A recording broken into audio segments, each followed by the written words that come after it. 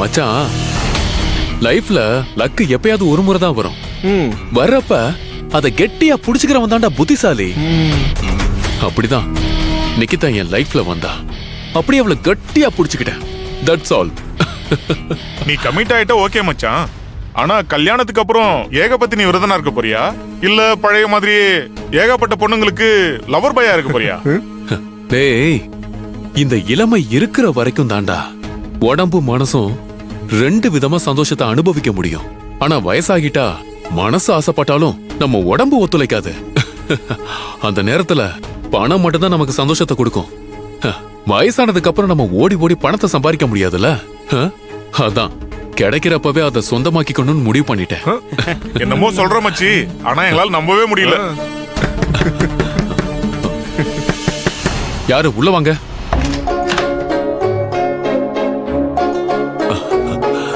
அக்கா, நீங்க தானா? நானே தான். வாங்க வாங்க. அக்கா, சாரின் ஜுவல்ஸும் சூப்பரா இருக்கு போங்க. நீ வேற ஏண்டா.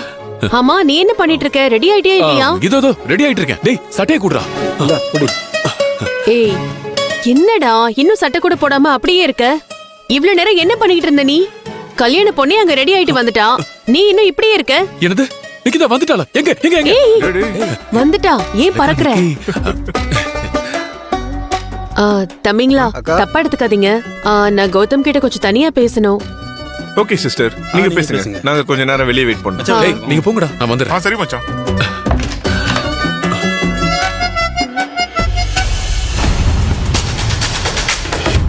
சொல்லுங்கக்கா, என்ன விஷயம்? கல்யாணத்துக்கு வர வேண்டியவங்க எல்லாரும் வந்துட்டாங்க. ஆனா நிகிதாவோட அப்பா இன்னும் வரவே இல்ல கௌதம். அக்கா, அவர் வரலன்னா என்னக்கா? கல்யாண பொண்ணு நிகிதாவே வந்துட்டா, அப்புறம் என்ன? அப்படின்னா நிகிதாவோட அப்பா வரலன்னா கூட பரவாயில்லன்னு நீ அவளுக்கு தாலி கட்டிடுவியா? டேய், பக்ரைன்ல எண்ணெய் கிணறு வச்சிருக்கிற அவ அப்பா தாண்டா நமக்கு முக்கியம். அக்கா, இப்போ நான் என்ன பண்ணணும்ங்கறீங்க? நீ போய் அவகிட்ட அவளோட அப்பா எப்ப வருவாருன்னு கேளு. அக்கா, அதெல்லாம் ஏக்கா கேட்கணும்? அதெல்லாம் நிச்சயம் வந்துருவாருக்கா. டேய், முகூர்த்த நேரம் நெருங்கிக்கிட்டு இருக்கடா. இன்னும் அவளோட அப்பா வரலன்னு நான் சொல்லிக்கிட்டு இருக்கேன். நீ என்னடானா அவரு நிச்சயம் வந்துருவாருன்னு சொல்லிக்கிட்டு இருக்க? இங்க பாரு, நான் போய் நேரடியா கேட்டேன்னா அந்த செவந்தி அவ குடும்பத்து ஆளுங்களும் என்கிட்ட ஏதாவது பேசுவாங்க.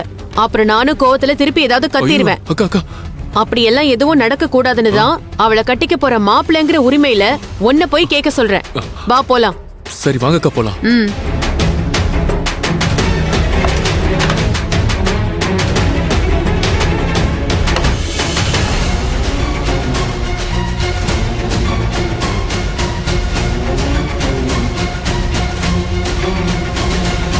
நிகிதாவோட அப்பாவா நடிக்கிறதுக்கு யாரையாவது ரெடி பண்ணி ஆகணுமே.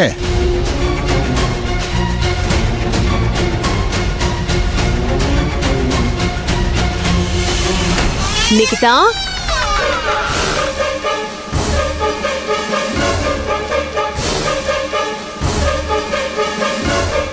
யா சொல்ல பூர்ணி, என்ன விஷயம்? என் தம்பி உன்கிட்ட கொஞ்சம் பேசணுமா? என்னது? மச்சான் நிக்கிதா கூட பேசணுமா? ஆமா, அதையே இவ்ளோ ஆச்சரியமா கேக்குறீங்க? இல்ல, அது கல்யாண மாப்பிள்ள இப்படி தனியா பொண்ணு ரூமுக்கெல்லாம் வந்து பேசக்கூடாது. ஏன் பேசக்கூடாது? அது முறையில்ல மச்சான், அதுக்கு தான் சொன்னேன். வேணா நான் சொல்றதுல நம்பிக்கை இல்லைன்னா இங்க பெரியவங்க இருக்காங்க, அவங்க கிட்ட கேட்டு பாருங்க. மச்சான் கொஞ்சம் எடுத்து சொல்லுங்க. ஆமா தம்பி, கழுத்துல தாலி ஏறாம நீங்க நிக்கிதா கூட பேசவே கூடாது.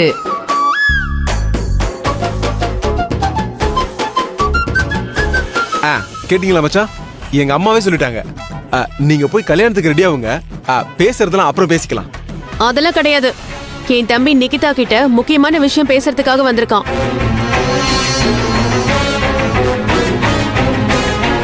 நிகிதாவோட அப்பா எப்ப வருவார்னு கேக்குறதுக்காக தான் இப்ப கௌதம கூட்டிட்டு வந்திருக்கா. அடுத்து நடிக்கிறதுக்கு ஆளை ரெடி பண்ற வரைக்கும் இவங்களை எப்படியாவது சமாளிச்சு அனுப்பணுமே.